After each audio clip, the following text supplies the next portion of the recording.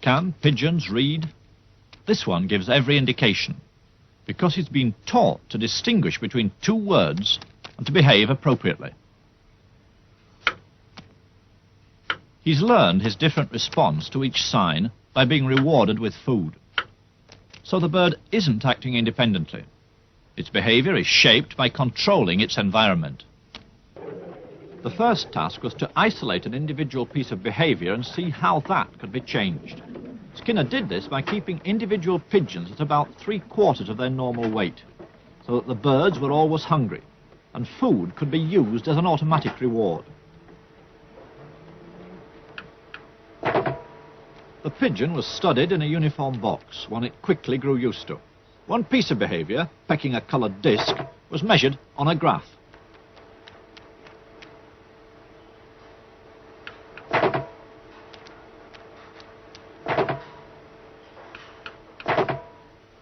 The pigeon learned that pecking the disc produced a reward.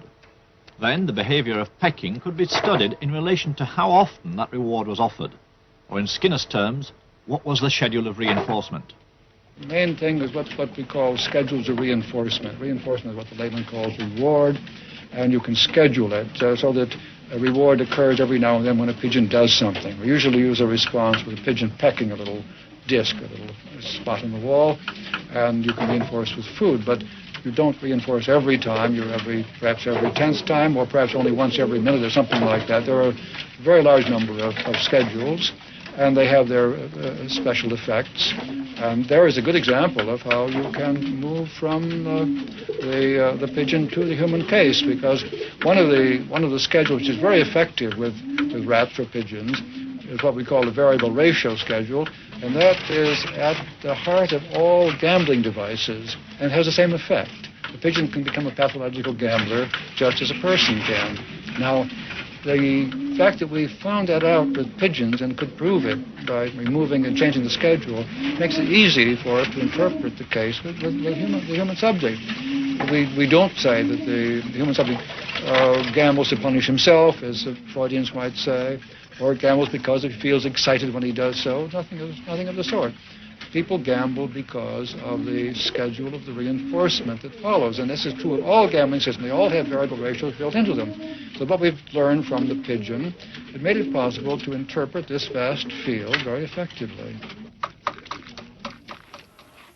The two pigeons are at either end of a small ping-pong table. One pigeon pecks the ball as it comes toward him and knocks it toward the other pigeon. Other pigeon pecks the ball back across the table. If it goes past one pigeon, the other pigeon can eat, and if it goes the other way, the other pigeon eats. So that there is it's a real game. The pigeon is reinforced for a cross-court shot if that is what gets the ball past his opponent.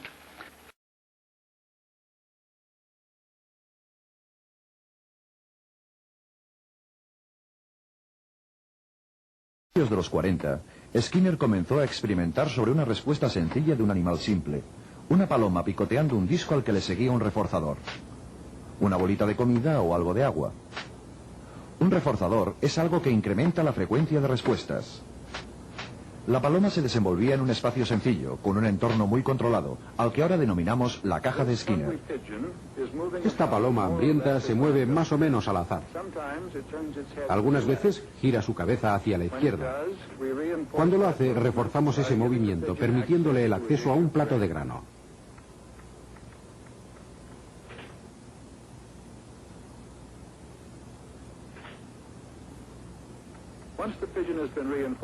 Una vez hemos reforzado a la paloma para que realice un leve giro hacia la izquierda, podemos esperar reforzarla a que la gire un poco más lejos.